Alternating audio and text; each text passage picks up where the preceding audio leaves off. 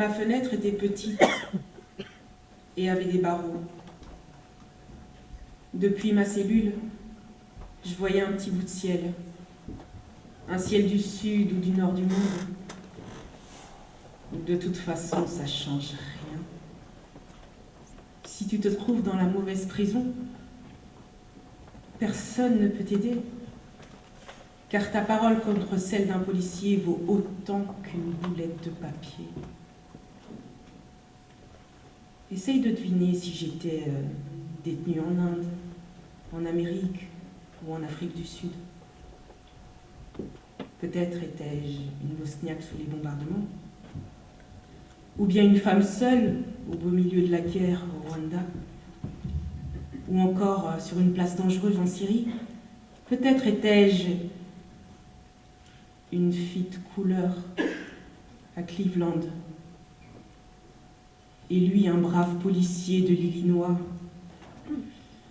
Mais peut-être aurais-je pu être aussi une étudiante à Gênes, ou une immigrée nigériane enfermée dans le centre fermé de n'importe quelle ville.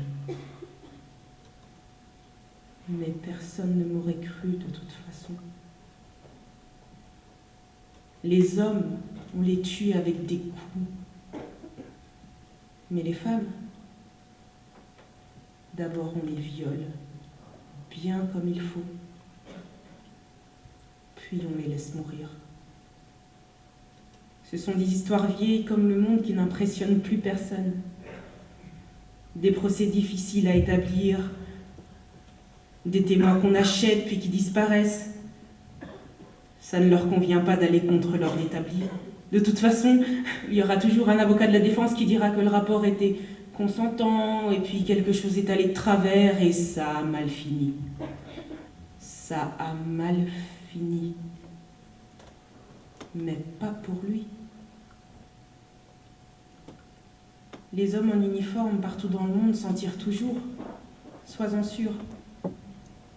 Ce sont les hommes de loi, ceux qui assurent la sécurité et qui défendent l'État. Il n'est pas bien vu de souiller le drapeau ni de mettre en doute les forces de l'ordre. Viol de groupe, viol de guerre, violence solitaire dans des casernes fermées à clé. Rien de personnel dans tout ça. Tu fais juste partie du butin de guerre, victime du sempiternel ordre militaire. Brebis égarée du troupeau et c'est ainsi que tu deviens leur jouet préféré le temps d'une soirée. C'est la loi du plus fort fortifiée par la loi. Toi, tu ne comptes pas. Tu n'as jamais eu voix au chapitre.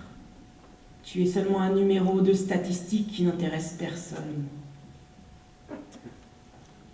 Mais désormais, nous sommes tellement nombreuses qu'on a un paradis à nous toutes seules, où aucun homme ne peut nous menacer avec la force de son grade ou avec un revolver pointé sur la tempe. Les batailles sont finies. Maintenant, finalement, je suis transparente comme l'air et je peux dormir dans mon lit de nuages, légère, sans ce corps de femme que tous voulaient posséder, parce qu'il était trop beau pour être vrai, mais surtout trop facile à dévorer.